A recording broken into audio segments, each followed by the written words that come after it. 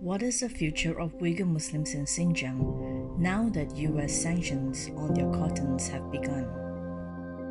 Xinjiang, the largest province in China, one that exists at the crossroad of the Belt and Road Initiative, is facing a bleak future. The province produces the best cotton in the world, yet they cannot trade with the world smoothly. Why? The answer is simple.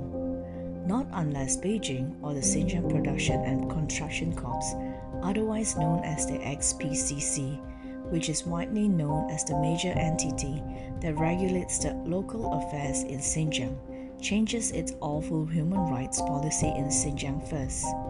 XPCC would be seen as an evil incarnate on the ground to punish the Uyghur Muslims, transforming them into forced labor with a detention period that runs indefinitely.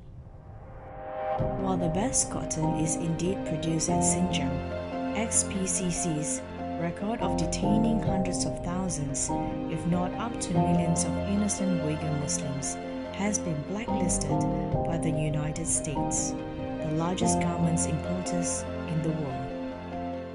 Oddly enough, the issue confronting the whole cotton industry of China, which exports up to 84% and above of the world's global cotton trade, comes down to why XPCC had not merely infringed the labor and human rights of their own Han Chinese, which is the predominant majority race in China, but continues to do the same, in many ways which are worse, to the minority rights of Uyghur Xinjiang on a massive scale too.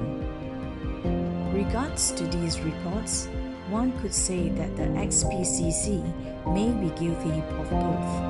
Indeed, the mouthpiece of China, such as CGTN, has been quick to rise to the defense of XPCC. That is, does not undermine the human and labor rights of Uyghur Muslim at all. If this defense is valid, why hasn't China allowed the United Nations or the International Consortiums of Investigative Journalism to conduct more unguided but serious tours in Xinjiang, China? What do the local communist officials in Xinjiang have to fear or hide?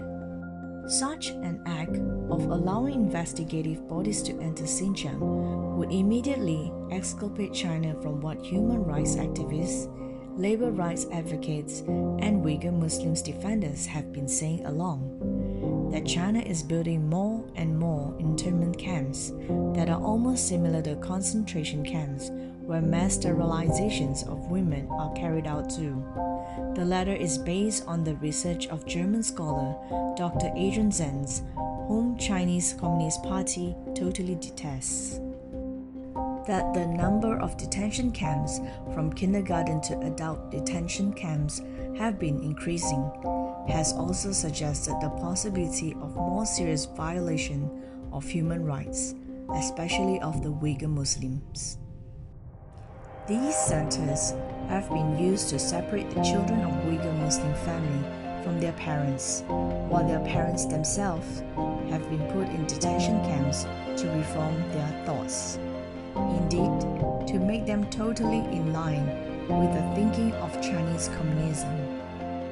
Even accounting for the bias of various media agencies in the West, China cannot explain why the facts still do not add up. For example, the budget of the instruments of incarceration has shot up dramatically, such as handcuffs and electronic rods. Are these instruments of physical suppression being bought in large numbers to suppress an entire Uyghur Muslim population of 12 million in Xinjiang? Come what may, the leak of China Cable, or what can be known as the Xinjiang Papers in 2017, has showcased that a serious campaign of suppression to show no mercy has emerged. According to the reliable geopolitical futures, a private research agency, the leaks from within China are meant to further expose the weaknesses of President Xi Jinping.